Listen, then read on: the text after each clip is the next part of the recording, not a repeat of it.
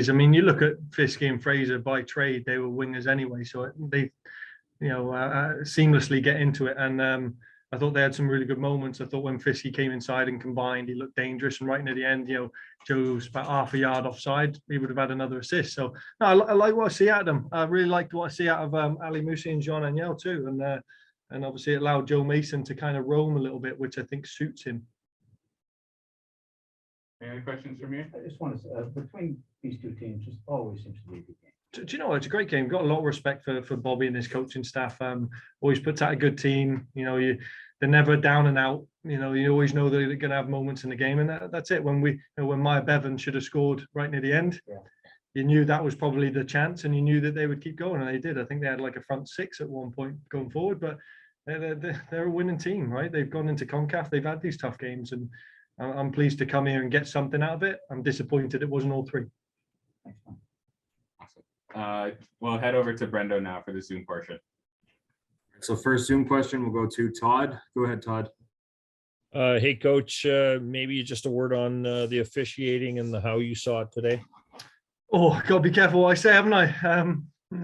There's eyes and ears at Canada Soccer, but what I do know is they are doing a very thorough review process, which is part of it because Philippe's a promising young official, and I do hope that today's one he learns a lesson from, because I just thought, I'd like to see it myself, but it felt, and this is only my opinion, that there was a lot of 50-50s that it was favouring the home side. And, from a referee that's from Ontario, I think that's hard to stomach when you come to a tough environment anyway. Like we talked about last week, you didn't get what you wanted last week, even a point. You got one out of here. Sooner or later, you need to finish it off and get your 3 points before you get too deep in a hole to begin the season. Yeah, I don't see it as that. I mean, there's only one team that's won back-to-back games. I think it's not a hole. It's picking up points on the road. We should have picked up some last week. We should have picked up more here. But I think if we I'd be more worried if we weren't performing. I think there's some really good things. And I do believe that you earn your luck along the way. So whilst we may not have got it because they've scored a couple of worldies, we will get it. We just got to keep performing like that. And I have a lot of faith in these boys. Thanks, Coach. Thanks. Next, we'll go to Matthias. Go ahead, Matthias. Thank you. Hello, Tommy. How are you? Good. How are you, Matthias? Fine, thank you. I want to ask you about the team because it's the second match, right? It's a painful result, but maybe you can talk about which is the big difference between the first one and this match performance.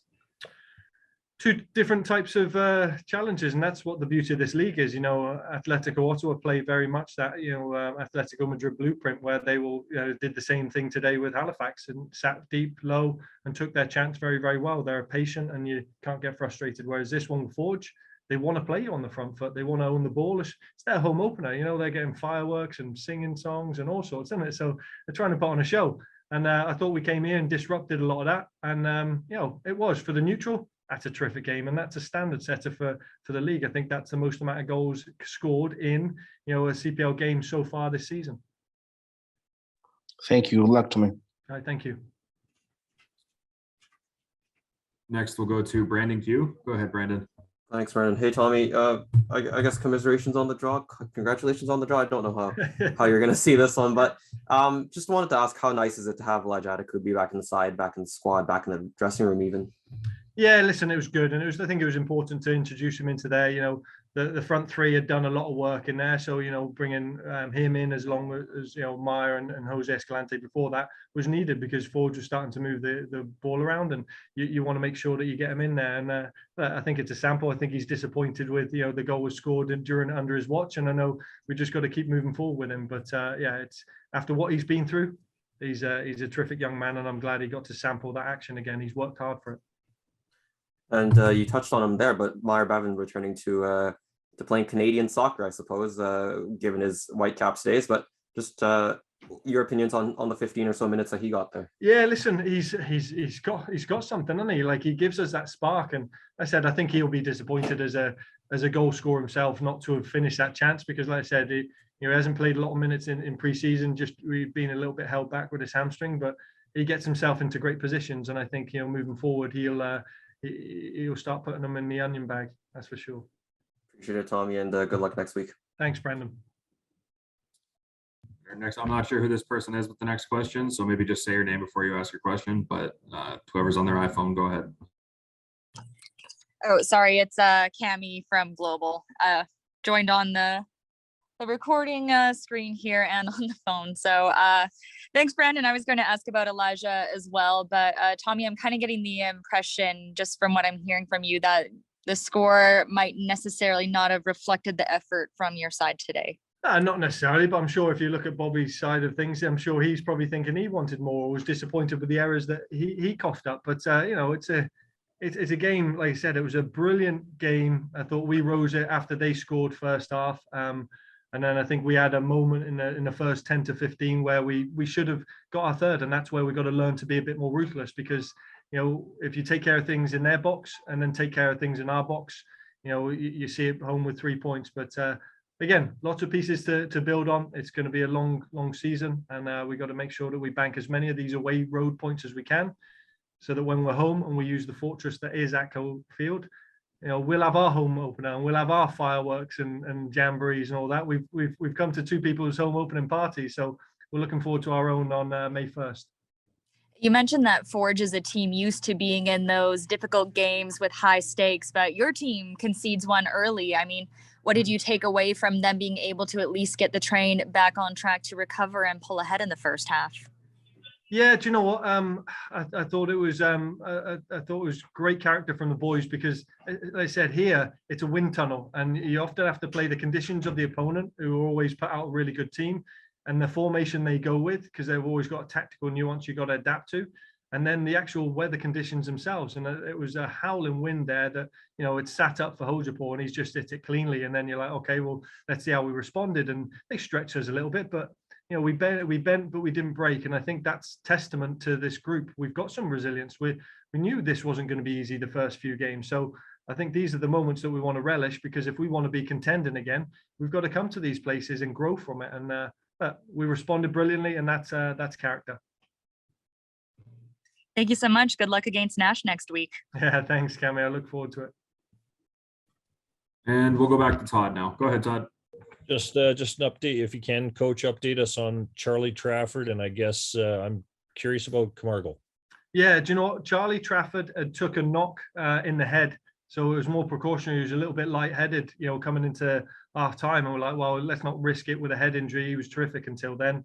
Camargo in his warm-up, something wasn't feeling right, and we were going to put him in a little earlier, and he said he just felt tight, and we thought, well, let's not put again precautionary. And that's why I was fortunate to have Maya Bevan back in the side, because it gives us another attacking output. But yeah, again, we'll check him out when we get home to Calgary, but hopefully nothing serious. I mean, we're gutted not to win. Obviously, we feel like we dropped 2 points, but overall decent performance. And yeah, we just look forward to the next game. And then the 2 goals that you were involved in, the first one, like, were you going for goal with the kind of like spinning bike kick thing, or was like, is that something that you practiced? Not really. It was just an instinct. The ball came and just over my shoulder. I just went for it, and I'm grateful that we scored after that. And just the second one, like, where did you kind of see it kind of set up for you? Second one, I was in a little pocket there, and Vic found me with a good first time pass, and just took my touch forward, and then I went for goal. Okay. And that's all the questions for in person. Brendo, just go ahead with the Zoom portion now. First question will go to Todd. Go ahead, Todd.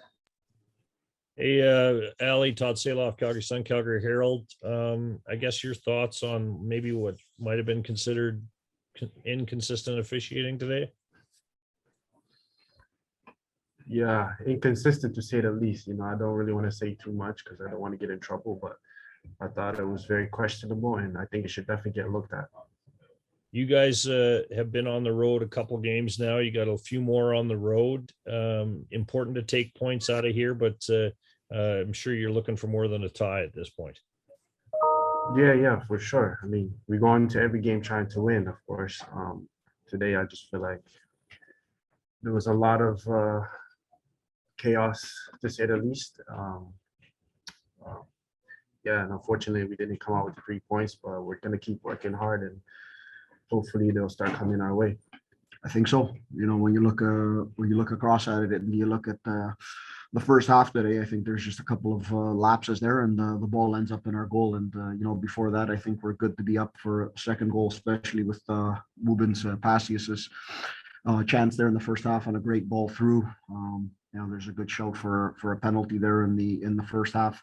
So I thought, you know, we're excellent. We move things around in our formation today, with having 5 of our natural 7 defenders out today, and only having 2 natural guys there move things around. So I thought the guys did great in what we wanted to show. And then 45 minutes gone and you're down. It's a tough one. We've come out in the second half. I think we've done a good job. We again had some very good opportunities, and it's taken a moment of brilliance. And sometimes you need brilliance when you have brilliant players. Do you feel like you're still trying to get a feel then for what works, combinations, you know, tactically, formation, that kind of thing? No, I don't think we're trying to get the hold on that. We know what works, but when you're missing certain players, especially defenders, you know, when you miss attacking players or midfielders, there's different ways of making it up. When you're missing natural defenders, that changes a lot in how you do things in the field. So, you know, we're hoping to get some of those guys back, and if we don't, we know where we are early on in the season. Keeping up a tradition of not winning on opening day or winning a home opener, and hopefully we keep on doing what we need to do going forward. We'll go over to Charlie O'Connor-Clark. You know, you mentioned shifting up the formation partly by necessity, but you know, factory against factory, it's always a fun tactical match against those guys, right? Yeah, you know, it's one thing we looked at. We knew that they were probably going to come in, just seeing how they played in the last game and seeing them last year. And also kind of, you look at their personnel and what they have available. So I thought that was a natural thing for them to go with. And that would create those interesting relationships in the final third. A little bit different, I think, you know, them playing more with a point of a 9 and us playing with a false player in the pocket. So it was a little bit different, but I thought the strategy worked very well for us. It was good. It created what we needed, and in the second half we shifted. You know, we went away from that and went to a natural 4-3-3 to get a different look out there and just move some players around with Choinière coming in, and that also created opportunities. Marcus Caldera, who went on in his first game, I thought, you know, had some very good movements. So we got to look at where we can use the strengths of the players we had, and you know, it's a good thing we've gotten back into the game, taken a point, and move on. Is there a lot of kind of patience in that team to be able to hang in there and just know that the goal is going to come eventually? Yeah, I think in the Forge team, you have to have a lot of patience as the coach and as the players. As the coach, it's something I've learned over time that if you want to play a certain way, you need patience because you can't have everything clicking all the time. Although I am adamant on a certain way of doing things and a certain way of playing because I believe in it long term. In the team, and the team gets better as we keep on going. And I think the players understand that as well. You know, follow the processes, follow what we need to do, and the opportunities will come. And in that second half, the opportunities did come. The goal comes right at the end, but you know, the whistle blows in the first minute, and it goes in the 94th or 95th. So wherever the goal comes, it comes.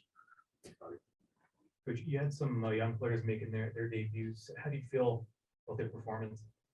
Yeah, very good. Like I just talked about Marcus Caldera. He went in there, you know, he's a player we're confident about. He's a young man who had some training time in here with us last year as well. And he's matured greatly. He's been in with us for most part of preseason. And now as we get into these moments, and that's the important thing, you know, when you look at the rosters that we have in this league, it's making sure that we've got good players on development contracts that when needed, with players missing, can step in and can contribute. And I think that's one of the positives you take out of today. You get a player like that who's gone in there for 20 or so minutes, and not only has he stepped on the field, but he's actually made an impact on the game, and that's important for him from a confidence level when he's going to be asked to go in. And it's also important for us as a coach to know what we can get out of him in a very pressured situation game. That's all we have for in the room. So just over to Zoom now to Brendan. And first question will go to Brandon Q. Go ahead, Brandon. Thanks, Brandon. Hi, Bobby. I know you'd already touched on Marcus Caldera there for a second, but just maybe on Daniel Stampatoria as well. Just whether, I guess the question boils down to just what you see in Stamp and the couple of minutes that he got there at the end.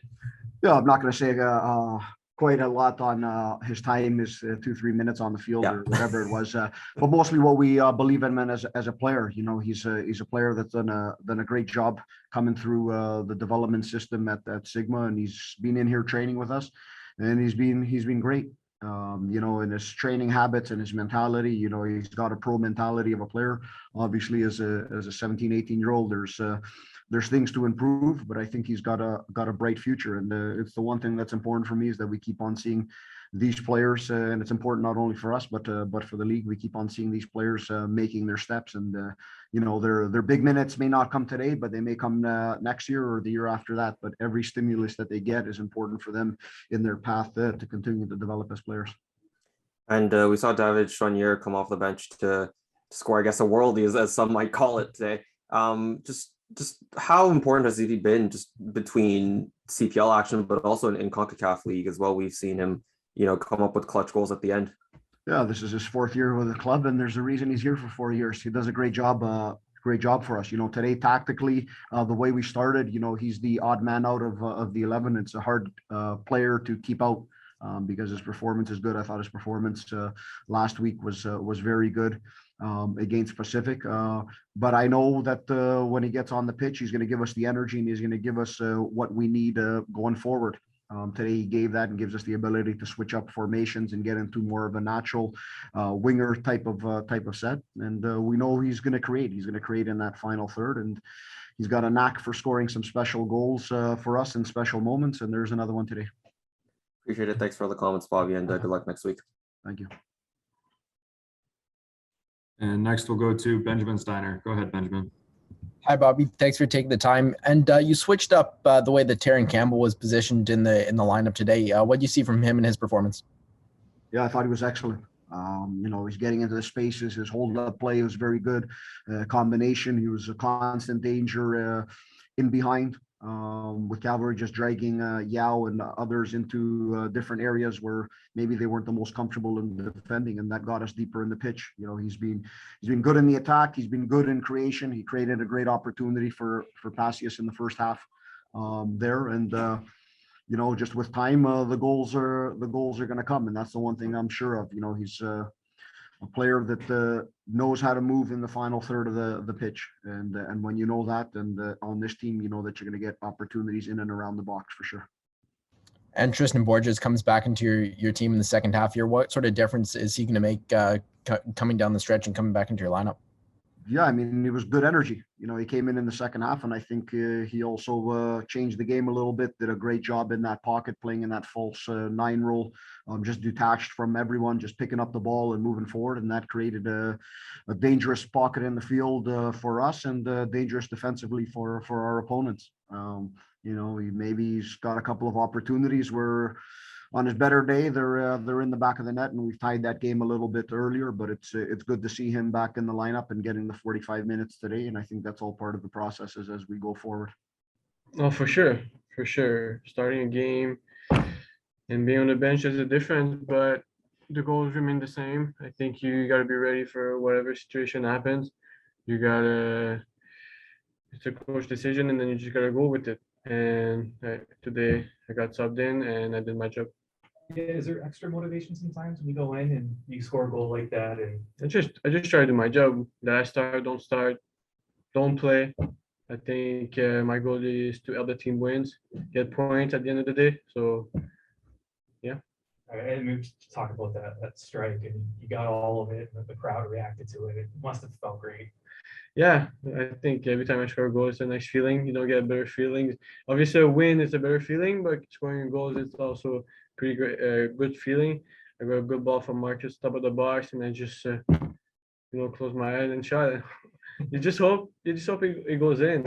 I mean, with training, you know your angle and just aim for a spot, and you hope for the best almost. But it was a nice goal.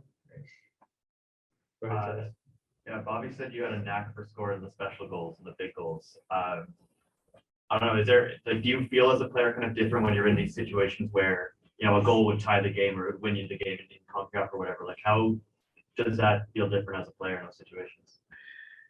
I don't really have an answer for that, to be honest. I think that's the first minute CONCACAF. whatever game, I just try to score whenever I can. It's been happening at a big moment right now.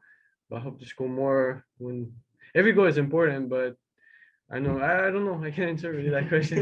Sorry for that. And then just, when you guys play Cavalry, it always seems like a tough game, a very physical game. Mhm. What's it like as players kind of playing against them specifically? It's a good opponent. They're ready. They're physical. They grind hard. They go for every challenge. They foul a lot. So it's a really physical game. And if we make it hard for ourselves sometime, then it can go in their favor. So we got to be clean technically, tactically, and execute our game plan.